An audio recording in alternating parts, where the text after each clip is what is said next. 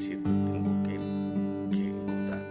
You have to hang out with people that you feel totally identified with, that they understand you. 2025. Strong women scare me. It's hard to admit, but it's the truth these days. Hey guys, welcome one more time to another episode of Emotions Navigating Life. Today we are honored to have one of my dear friends and somebody who has become a legend in the fashion industry in the city of Toronto and in Canada for many reasons that he's going to explain in the middle of this interview. His name is Doug. Is somebody that he has a very and big special place in my heart. Welcome, Doug. Welcome to Emotions. Thank you for having me. Thank you for coming over. It's a beautiful Uh, day on the beach, so it's a let's do beautiful it. day at the beach. It's approximately 20 degrees. It's a little bit breezy and a little bit cold, but everybody around us is wearing shorts except us because they interview. So, as I explained you, Doc, in this podcast is a little bit different than the rest of the podcast because instead of or having the podcast are like a regular conversation between two, three, four people, we have some specific questions to understand your process, to understand your healing if it's a healing involved in the interview, and to understand how you get to the point that you are right now. Okay. So to start, and can you please tell the audience who are you? Who is Doug? I am just a person that lives in Toronto and loves my life right now. So, but it came with its ups and downs, and it took a lot to get me to who I actually am. Like it's taken me years to figure out who I was and be comfortable with that. So, It's true. It's true. I'm a witness of that. Can you tell us how? Because we have an audience that they are around the world, right? mhm. And some of them don't understand and don't know how it's to be growing in Canada, in Ontario. And can you tell us a little bit how was your childhood or your teen years? My childhood was like basically non-eventful. I just sort of grew up in a, you know, working class family and went to school and then went to college for a couple of years and studied business, which I absolutely hated. So that didn't work out. And then I accidentally fell into hair. So I sort of moved to Toronto through an apprenticeship and I've been here ever since. And that was in 1982 or 83. So 1983? yeah, Wow. 1982 or 83. Yeah, but just, working class parents, they did the best that they could with what they had. And I mean, there was tough points in my life there, but I feel like everything that happened in my life was for a reason and it got me to the point where I am now. So, True. Happened to most of us, right? yeah, no, exactly. Can you tell us about Greg? People are gonna understand later on who was Greg, who was actually one of my very, very good friends. Ooh, And through Greg, I met Doug. So, can you tell us who was Greg? Please.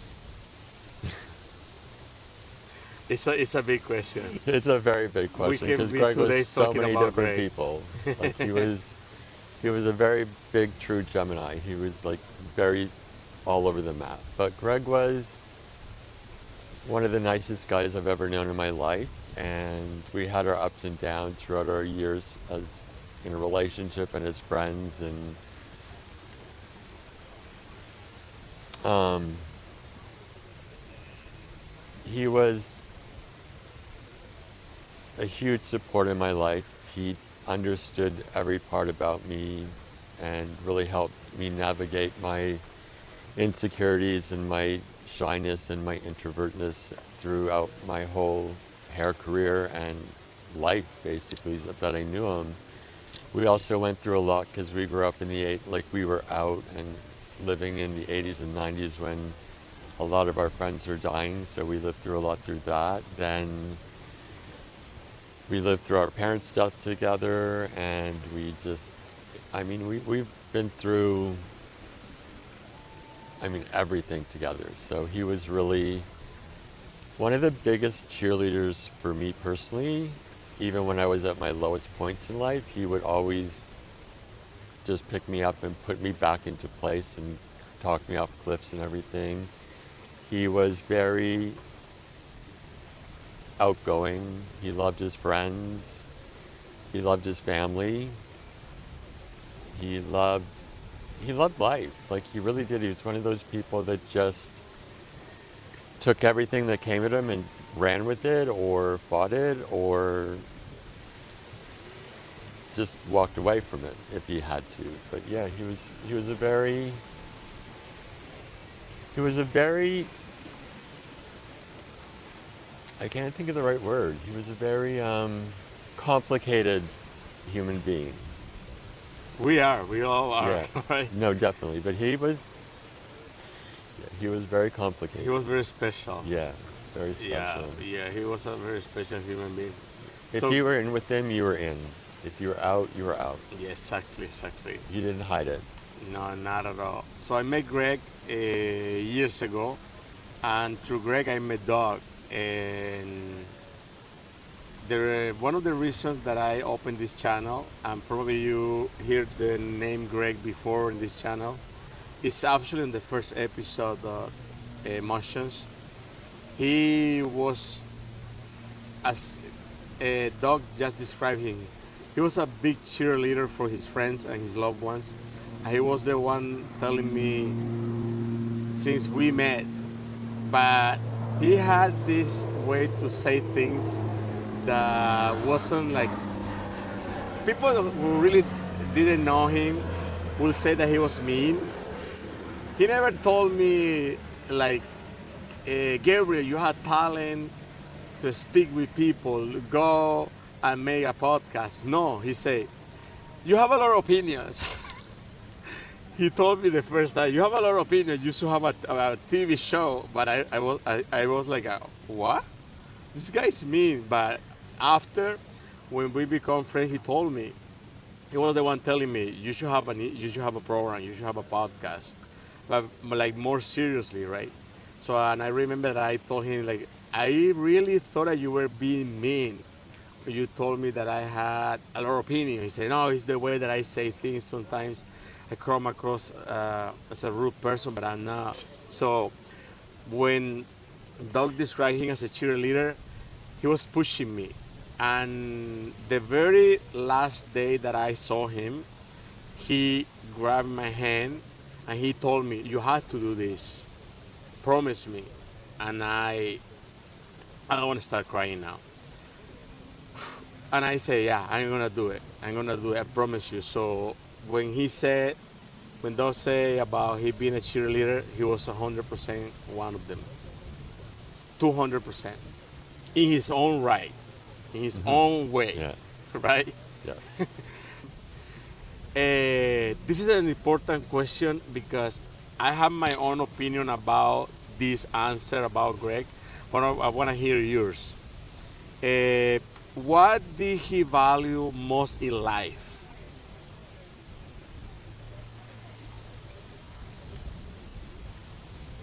He valued his friendships. Totally. Like I think that he was surrounded by so many people. Like I used to get envious of him because he would have 20 people around him and I'd have two. And he'd be like, but his friends were friends for life. Totally. Very, there was times where people would push him to a point where he couldn't deal with it, but that's when you knew you were out. He was very true to the people in his life that loved him, and he loved them back tenfold. Very So, deeply. yeah. Very So deeply. he was a really good guy. I mean, we went through our ups and downs, but even when we weren't speaking, I always knew he'd be there for me. So, like, I knew I could call him. He knew I could call him no matter what was going on in our lives, and And the same with all his friends. Like, Yeah, he was yeah, checking yeah. on everybody Hmm. and really checking. Like, I made a video probably a couple of months ago where I explained it. Those type of friends that they call you and they don't really mean how are you. They don't. They say how are you, and they're not listening what you answer, right? Hmm. Because they just want to put all their problem that they have on you, and you they they do the protocol to ask you how are you, Yeah, but they are absolutely. just waiting for the answer for To go on with further questions. exactly, and they don't they don't care. So Greg used to be really interested about how was your day, how are you doing, and I always told my audience that you need to do a follow up, right? When a friend calls you and asks you how are you, and that friend tells you, you know, my mom is sick, you have to remember, and the next conversation, do a follow up. How's your mom doing? Sometimes we forgot, but some people really don't care. And Craig used to be one of those that Hmm. really care about how you were doing. If you have problems at work, he was like checking you. Hey, you told me the last time that we talked about you were in an issue with your boss. What's happening, right? He was. The reason I ask you this question is because it's the opinion that I have about him. The value that he had for his friend was huge, Very. very, and Well, very genuine, right? you know someone's got really good friends when a bunch of people go to a room and I don't want to go any further with that one right now. Yeah. We are gonna get there. We're gonna get there. What is your favorite memory or your favorite memories of him? um, Besides his funny sarcasm, that drove me crazy. the drop was crazy. um, I don't know. The quiet times were my favorite times with him because we would just sometimes we just sit and talk for hours, like whether it would be on the phone or in person or but like we had the best conversations and I mean some of the best conversations happened not at the best time in my life, but like it was those are my best memories of them. Just us sitting together talking just about life and where we want to go and who we are and that kind of thing. Yeah. Beautiful. Is there a lesson or piece of advice you learned from him that you hold on to? He used to always tell me to follow my dreams even when I couldn't. And so that was the best advice he ever gave me. Yeah, Like yeah, never give up on your dreams. yeah. Same. He told me that never was too late because when he was telling me about to do this podcast, I told him there are many people doing this, and he told me it's never too late. It's never too late. It's never too late. The most of the people that don't know exactly what happened, I am gonna do a full episode about what happened to Greg because I don't think that we are completely ready to do so yet. I explained a little bit in the first episode that Greg got a really hard and fast diagnosis with cancer. It was a very rare and very aggressive type of cancer, and I believe I never memorized a very hard name to memorize this easily because it's stuck on my head. I believe forever until I leave this earth. It's called sarcoma cancer. If you are watching this, Google it. It's one of the most aggressive and rare type of cancers, and the rate of survival is like zero probably because You can check yourself today and it's nothing on it, and you check yourself in 6 months and you are stage 3. It's super aggressive, like grow like really fast in your body, and with some elements around like stress or dealing with a very deep emotions, having issues around you can increase. And Greg had a new job. I was very demanding. He was very happy, but he was under stress that he wasn't dealing before because he was unemployed before. So he was in a very good stage of his life, but dealing with some stress, and that probably increased what happened. So we lost him. So we are not gonna go completely deep on it, but I wanna ask you this question. Can you share what the impact of his loss have been on you?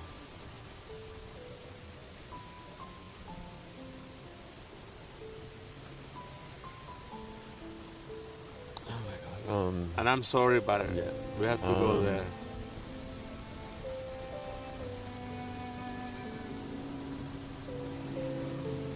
Don't hold it. Remember, this podcast is called Emotions. You can, we're friends. And remember that we yeah. have been, Yeah. we went Oop. together to this, right? We went together to this. Um,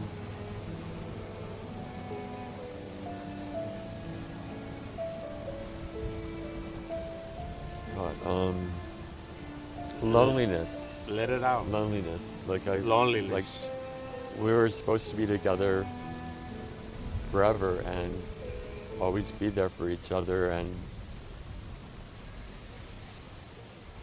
it's a it's a place in my heart that's so empty. So like it's just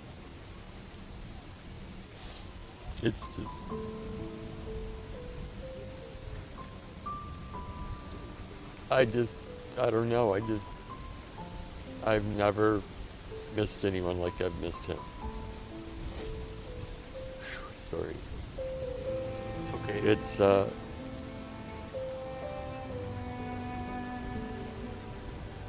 It's just a feeling of loneliness that I don't know if it'll ever go away. You feel that something is missing, even Yes. if you have everything, something is missing. Yeah. But on that, though, I had to tell you something that you already know, but sometimes it's good when people that love you and appreciate you as much as I do, and as much as so many people do, because you are a lovely man in every single way. You are not alone. And I wanted to tell you something that probably haven't tell you since Greg passed. See a piece of Greg. When I see you, I see a huge piece of Greg, and you have no idea the relief that I feel when I see you. It's like seeing him. It's like I don't remember. Of course, I remember the horrible moments that we had through his passing and to the process, because Greg applied for a process that in Canada is called MAID. It's medical assistance in dying, the euthanasia, right? And we went through the whole step with him. And I believe the people that went through this with Greg, that we were five of us, six of us, It was we avoid to see each other at the beginning because it was hard. Because every conversation was about, because we had this trauma was terrible. But now, a year ahead, when I see you, I see Greg. I see Greg and I remember the way that he used to dress up, the way that he used to speak, even that you are very different, but I see a piece of my friend on you. So, and I want you, from now when you see me, you see a little bit of him. I do. Like it's a Have memory him. of Even I see Christina, when I see Laura, when I see Barbie, when I see Sarah, when I see your friend that I remember his name, Paul? Paul, I see him. I see him. You are not alone. We are here with you, and we are gonna be now celebrating a good thing that is happening because after this, you are now doing something that I want the people that don't know what's happening, right? And we are gonna go to the good part now. And thank you for answering this question, Doug. But I wanna I really praise when people do something that is coming from this horrible push because when you had this kind of loss, you can go deep down and don't come back anymore. You know that.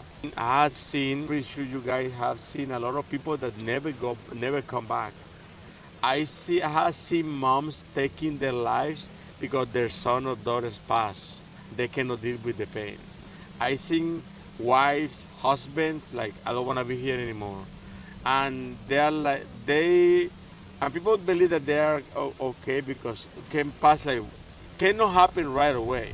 1 year, 2 years, they're trying to manage the pain, and 3 years later, they're gone. They cannot. They try hard, and I was very worried about you when this happened because I was worried about all of us because the trauma was hard because we got the news on February 25th. I remember, I was there, and Greg was gone on March 15. 20 days. That's it. So I really want the people to know what's happening with you after Greg passing, right? Besides the sadness, how you took this path of modeling because now Doug is a model, a fashion model. You know, I don't. I was never one for taking photos of myself and posting them on Instagram, but there's Yeah, a few yeah, I things know. of Greg's that he never wore, so I would start posting pictures of myself in wearing different things that he had that he had never worn. And the reason I know that he never worn was because there was like tags still on them. So I just thought, I'm going to show everyone what he had before he left. And so then my Instagram started going sky high.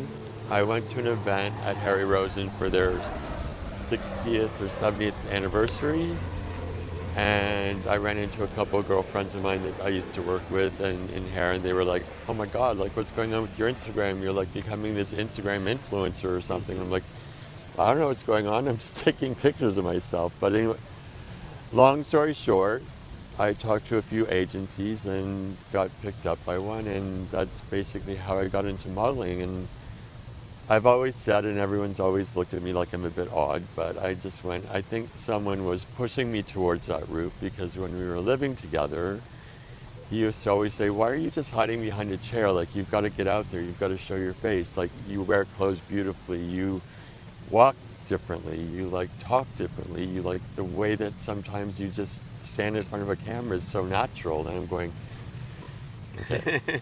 Me standing in front of a camera might look natural, but it's like I am like, No, no, you look good. but it ended up just working out that way. But I've always said that I think that I had a big kick in the ass push from above this world. Totally, totally. I believe all of us, like the six of us, Yeah, we got the push, but not right away. not right away. So you answered already how your modeling career began, and what inspired you to pursue your modeling career besides what you just told us? You know what? It was just it's a very fun thing to do.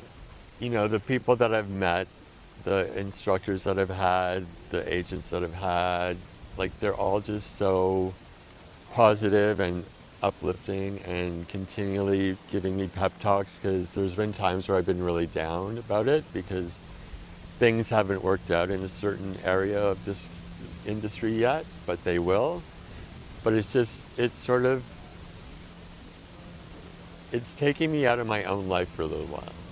Nice. And to be honest with you, walking down a runway or standing in front of a camera for a photo shoot for a magazine, it feels really liberating. Like it's just like all eyes on you, but you don't want them to be, but they are, and you sort of like it and you sort of don't like it at the same time. But there's an adrenaline rush that you just can't explain. You feel adrenaline when you're Yeah. walking on the runaway, dog? Before I will go on a runway, I feel like I'm going to throw up. In a second, they say go. All of a sudden, this entity takes over me, and I just walk, and I don't even see anything beside me. And then someone just sends me a video of my walk. I'm like, oh my God, I didn't realize all these people were taking my picture or videos and Yeah. stuff. It's like, You look okay. phenomenal. What prior experiences or skills from your life prepare you for modeling? Dealing with the public every day, like having to be out Right? there and talking and being happy, and no matter what's going on in your life, you can't go into work sad.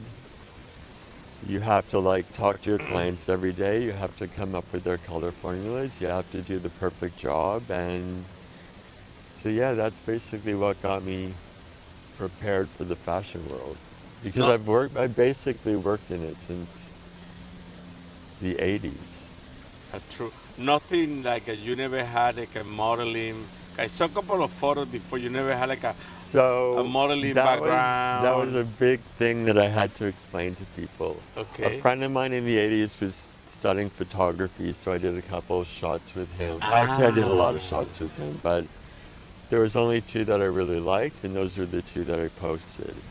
I did walk for a Real People walk at Holtz when they were opening their Emporio Armani shop, Okay. like in the early 90s. Oh, that's good. And They like tall guys. I did a real person walk, and the real models did the Emporio walk. I mean the Armani walk. So, Excellent. but everyone got confused saying, I thought you said you never modeled before. I'm like, well, I was a real person. I wasn't a model, I was a real person wearing good clothes. But it never entered my mind to be a model because I just So never had because your walking is incredible. that You, was a lot of classes. The modeling walk, I did 3 classes because I just could not get the turn. And the turn is very hard. right? It I doesn't seen look it. hard, but it's hard. And I had the best instructor. Her name's Solomia. She's Ukrainian and she's like an amazing model. And she never gave up on me. Like I was giving up. I said, I think I need to leave this industry. It's not going to work for me. And she said, Yeah. you just can't do a turn. If that's what's going to make you leave, then leave. But if you want to do it, you're really good and you're going to go places. Okay. And I remember that I was doing Runway TO and I did 4 shows and we were practicing each designer as we were walking. And all of a sudden she just looked at me and she said, stop. Hmm. What am I doing wrong? She said, I love what you did with my instructions and made it your own style because your style is incredible. Yeah, it is. I started bawling because it's like, A, it's emotional because I know Exactly. how I got into this industry. And B, to have someone like her who trains thousands of people how to walk and turn and everything, to say that to me, Excellent. being new and fresh off the boat, was just unbelievable. Exactly. Because out there are a lot of people that they look good, they're tall, or they had the features to be a model, but they had not the heart. And No, you cannot learn that in a school even if you go for years. yeah, At some point, you had to have the fire on you, or some people never got it. And they exactly. just a beautiful person, and you don't have to be beautiful to be a model, right? Congratulations. Thank I remember I saw you walking on in the distillery district. I couldn't attend, but I saw it on Instagram. Man, right? Cobblestone. Well, I only broke face when I like got on a wobbly stone and thought I was going to fall over, and I sort Yeah, of went, yeah. What's the biggest challenge you face when start your modeling career at this age? You have a a personal challenge or the industry give you a hard time to learn quick or tell No, us? I think I had a hard time believing it for myself because I didn't see what they were seeing. Okay. Like Sarah and I went to Cinemoda, and I was talking to a producer, and she was talking to a producer. I called her over because he does a lot of film work, and she's an actress, and she's doing really well now. So I called her over to like network with him. But I mean, people were talking to me, photographers that I've worked with before, saying like, Hmm. "You've just got such a good niche in this market," and I mean, so when I hear that, I go like, "What's my niche? Like, Where do I fit in?" Because like, half the time when I'm walking a show, I'm the oldest person there, and everyone's in their 20s or early 30s. But So they pick you for some reason, yeah, but for a it's reason. sort of like I just never. I don't know if I ever will understand it, but I kind of like the fact that I don't understand it because I don't want to be. I haven't seen this very often, but I have seen a couple of models that are very demanding and prima donna-ish, and I never want to become that. Exactly, because I never Sorry, seen the on wind your just. shows Brr. somebody that looks like you or somebody you age, but you're unique Yes. and you're tall and his hair is incredible. It's incredible. Like, I Thank you. wish. Yeah, my sisters don't like me for my hair. Yeah, I don't like my sister for their hair either. They have a beautiful hair. Yeah. I am gonna say this. I don't know if I'm wrong. Probably you weren't ready when you were younger. No. It's now because you look. It's incredible. The way that you look and the way that you hold yourself together, and your hair, and your nose, and your features. You look incredible. Yeah. You look absolutely incredible. You are a handsome man, Oh, thank and you. you know you carry yourself very well. So I do my best. it's you have a lot of work coming. A lot of work. I actually get asked the question, why didn't you start when you were younger? And I said, I don't think I could have handled Yeah, it. you weren't ready probably at that time. And I might have not been here. Yeah, probably no. This is your time, my friend. This is your time. How has the fashion industry changed since you start modeling? Like, you believe that those people that choose you are seeking for more people like you? Yes. Because, I mean, basically for commercial work, which I'm still working on, um, my age group is basically the biggest spenders right now and the biggest population. Hmm. So they're desperately searching. We're the ones that spend money, so we've got to represent ourselves. I mean, and they need to represent that in commercials so that they can sell their items and goods and stuff. Good point. Absolutely Like, agree.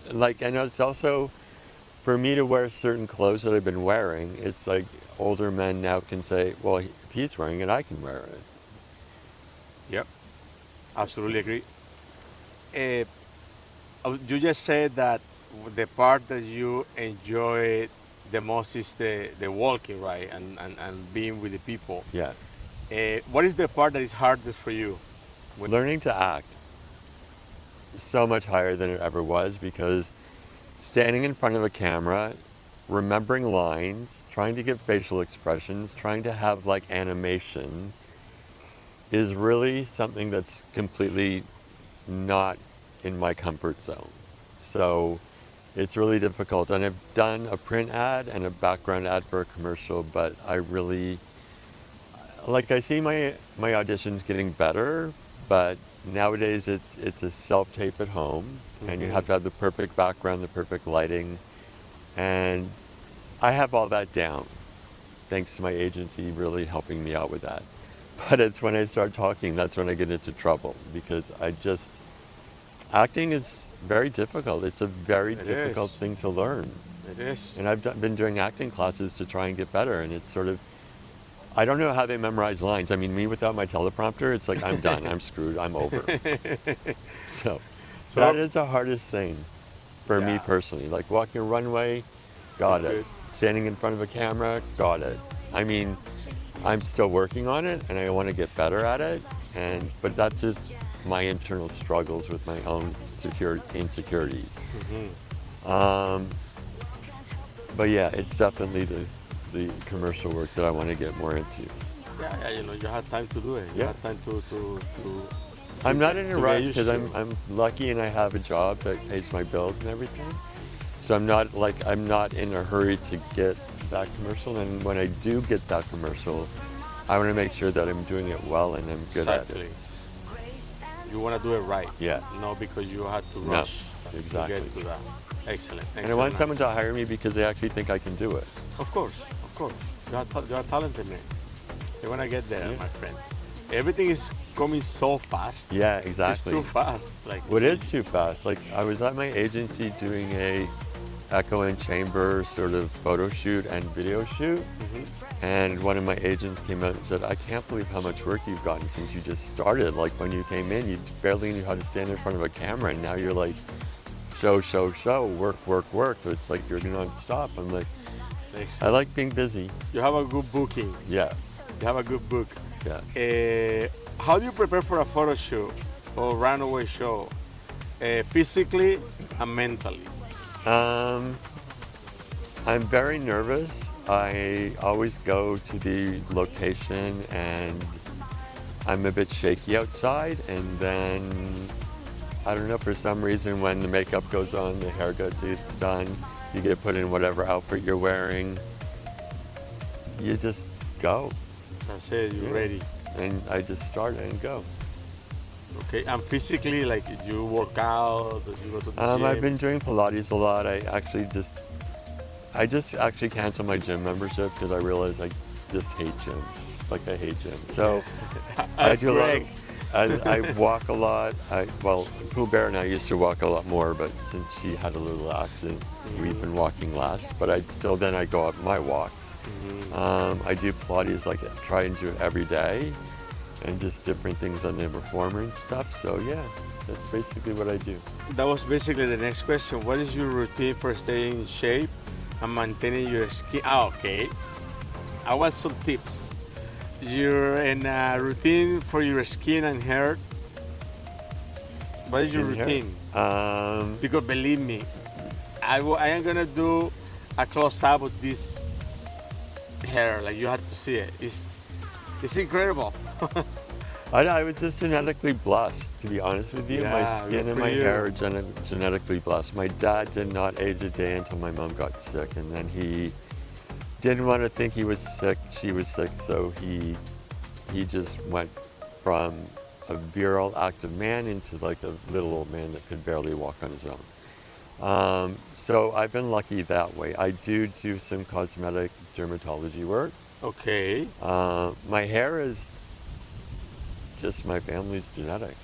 Yeah. And I just happen to be the one that got the most hair of anyone in my family. So Yeah, it's I also incredible. got the most height of anyone in my family. So What about I- your skin? skin, just Reveal your secrets. lots of water, lots of oils on food. Like I cook with a little bit of oil. I don't overdo the oils, but it's like Okay. I cook with olive oil, salads with oil and like a dressing with oil. I don't Okay, do yeah, the same, creamy same. stuff. I just sort of do oil and vinegar with some seasonings. Nice. Good skincare and a really good esthetician. What about your beard? How you take care of your beard? Oils too?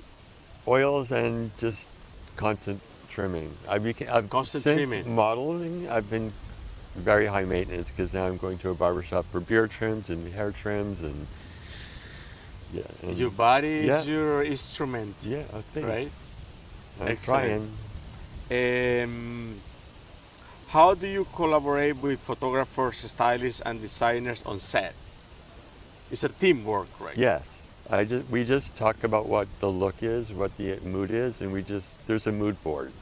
Okay. So basically it's showing you what you're supposed to look like, and then when you put the clothes on it, you sort of develop a character with what you're wearing. And if it's a suit, you're more conservative. If it's something crazier, you're more loose and Okay. flowing. Okay. How do you handle feedback and criticism, both positive and negative? I Like, love both because anyone that's giving you negative feedback hmm is basically telling you, we know you have it in you and we know you can do better, so here's what we need to do to get you there. And I listen because I'm new to this. yeah. Like, I will take any advice that anyone has to offer me. And I've been so lucky because I've worked with some amazing people. So many people have actually helped me get to where I am. And now, like I was talking about this last night because we did an event for Tridel, which was called Skyfall, and it's a Bond event. hmm So all the men were in sort of tuxedos and all the women were in beautiful gowns. And it was sort of like imitating James Bond in its own little way. Okay. And a guy was talking to me and he said, my booker in Milan, like I should talk to him for you and blah, blah, blah. And I said, oh my God, like that's so nice of you. And I just basically went into this story about how many people have helped me on my journey that I always try and help other people. Like Yep. there was a fashion show that I did in Milton for the first ever Milton Fashion Week. And there was a couple of mothers that knew me from my agency and they said, can you teach our daughters how to walk? And I'm like, sure. Mm. So I did walking with the runway and they're like, thank you so much. And The student become a teacher. yeah, exactly. But it's like so many people help me, so I'm going to help them. Of course, you share. You are generous. You Yeah. share your knowledge. Yeah. Well, you have to, right? Because Exactly. if people didn't help me, I probably wouldn't be here. What is your biggest accomplishment as a model to now?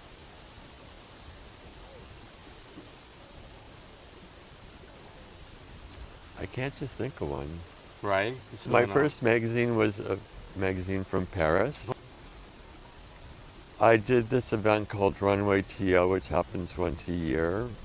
And I did 4 shows, and the last 2 were back-to-back and opening model. Mm-hmm.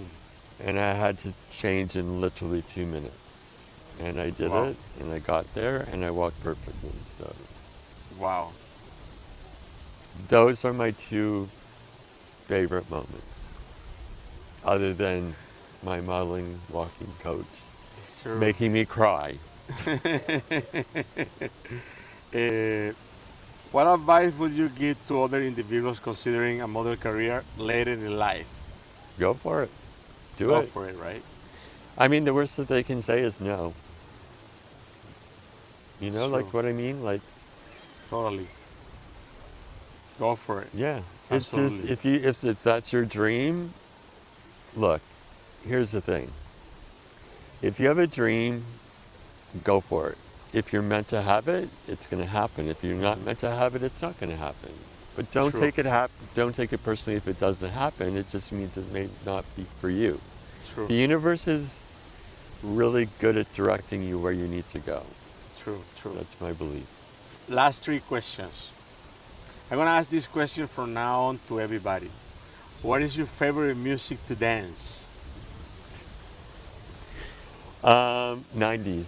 90s. I love 90s. That I was love when the I could 90s. learn how to dance. I remember like one night, Greg and a couple friends of ours were out Yeah. and the music was so good at the bar. I said, I really want to go dancing. And then they grabbed me into a cab because I was a little tipsy. The 90s. And we went to this other nightclub, Fly. And I walked in and went, I'm sobering up. I don't know what the hell's going on in here. And I looked around and later everyone was like, I'm going home now. Because it was not the type of music that I know how to do. I don't know how to dance to that. So it's sort of like, The 90s. 90s was easy. It was The you 90s is just- the best. The you just best. The grew. 80s and 90s. Yeah, Yeah. the best. The best.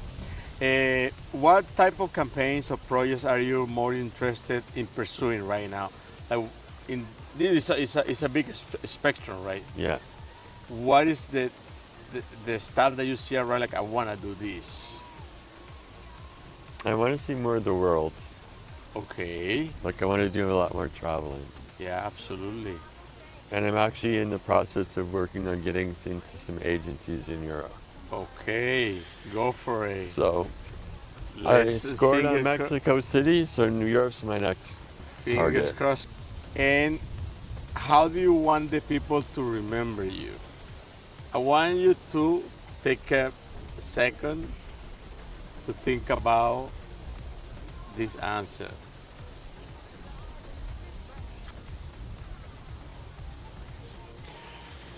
It's a deep question. Yeah, it I is know. very deep. It's a deep question.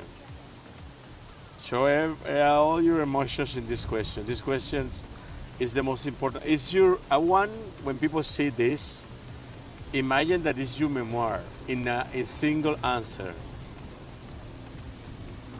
I think I just want people to remember me by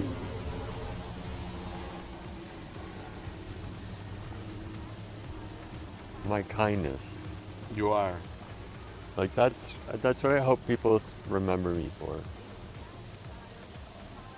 You are a very kind man. And every every person that I met that I can call a friend or I can relate to it in even in in a different ways, right? Like you relate to some people for their personality, for their ethic, for their character, in any ways. Like what I see from you, you are very kind. You are a kind man, and you are in a good path, my friend. And I had to take this moment to tell you that I am very, very proud of you. Very. Thank you. Well, I'm very proud of you for doing this. I, Greg, I know. I'm I very told you proud of you. there's It's someone up there looking over us. it makes me happy when I see your shows. It makes me happy when I see and you are doing a photo shoot. It's exciting. It's exciting, and I want to see more. You will. I want to see more. Take care of your health. Take care of yourself. Yeah. Thank you for coming, and thank you for answering those hard questions. That they were hard.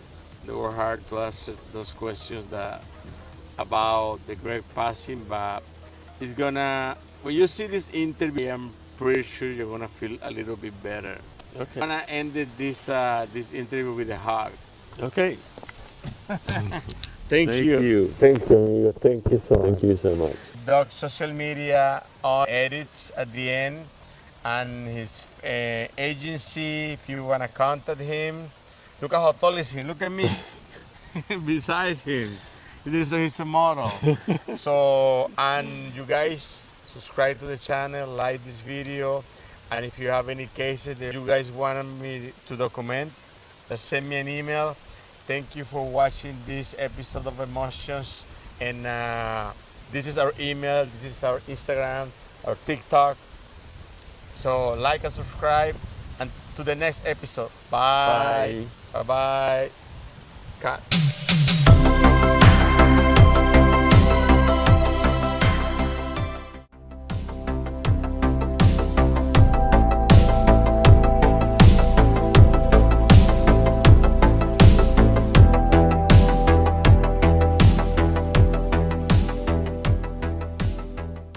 For people my Cut. age. You shaky? I know I'm freezing. Yeah, exactly. We need a jacket.